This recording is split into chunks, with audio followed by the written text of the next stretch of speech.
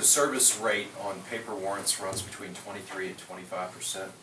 With this new system, we're seeing service rates in excess of 80%, I think. And I'd like to take credit for the idea. It was partially my idea, but this is part of the overall modernization of the law enforcement community that I've tried to bring about as Attorney General. Obviously, we created our cybercrimes unit. We try to bring the law up to date with technology. We continue to use the latest in software to try to track down those that are trading in child porn on the internet. And we saw an opportunity here with Kentucky's traditional paper system of warrants to try to modernize it. So Janet Graham really took the lead on this.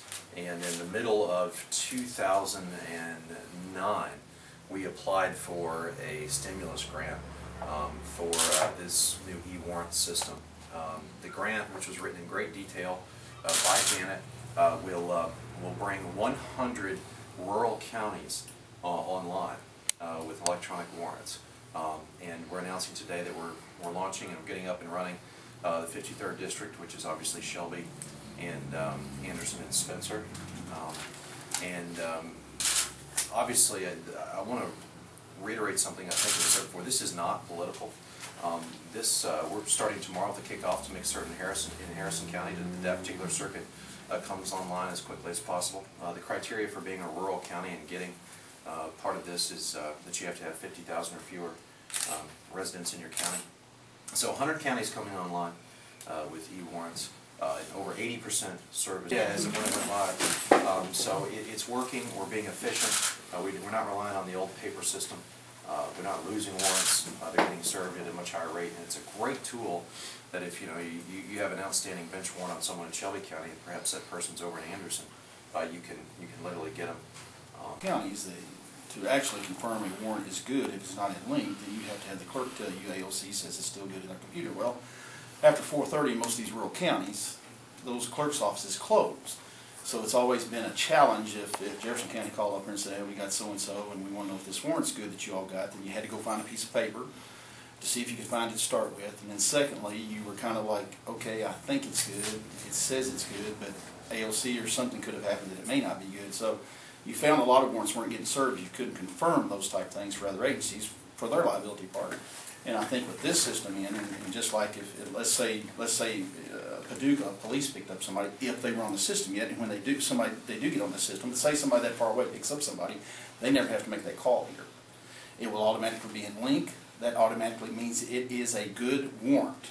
It is servable and ready to go, and they can serve it. And the way we'll find out is the next day or when the paperwork gets back into the court system, or we get a call to go pick this individual up. All that will happen automatically, bang, bang, bang, and you don't find yourself trying to confirm for another county, or that county finally saying, well, we're going to cut him loose because we can't get this confirmed. I think these things really come into play in a lot of the rural counties, the smaller rural counties that didn't have that capability to start with, and it's going to expedite things and speed things up, I think.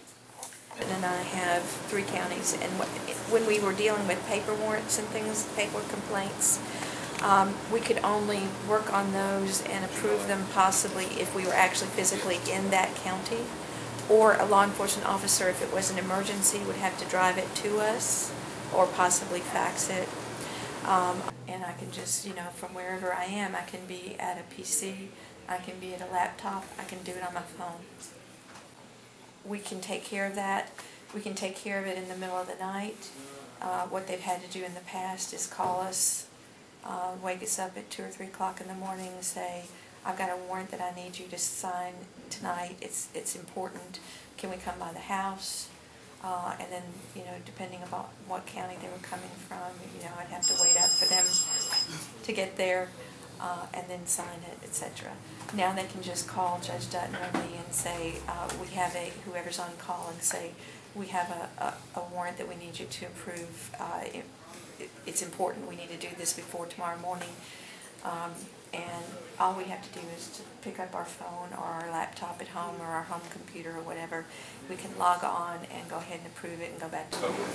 The system was written, it was actually went live on January 28th of 2008 in Jefferson County. The gist of the system is it was built to facilitate any criminal complaint that will go to a judge for authorization and then go to law enforcement for service. Presently, we're facilitating criminal complaints and warrants, arrests, criminal summonses, bench warrants, warrants on indictment in both district court and circuit court. We'll be adding family court here probably in the next 8 to 12 months. Review. So one of the things that's great about the app, but also a challenge with the app, is that the application touches a lot of different groups of users. So if you think of, the entry point for a criminal complaint can be at the county attorney's office, or it can be with law enforcement. Once the complaint is entered, it's generally routed to the county attorney's office for review and recommendation. And then once it leaves the county attorney's office, as a general rule, it will go to a district court or a circuit court judge for authorization. And then as soon as it's authorized, it's available for any and all law enforcement across the state to serve.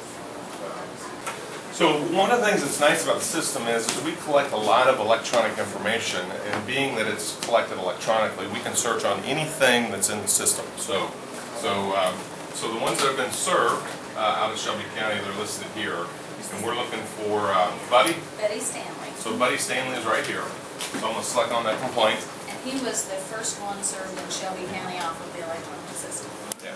So what happens is this one's already been served. So you'll see the status is served. And we can go through the complaint on Mr. Stanley, and what happens is the entry people will key where the incident occurred. They'll key a narrative associated with the complaint. They'll key information on the offender, the victim, and the AFIA. That's violation codes.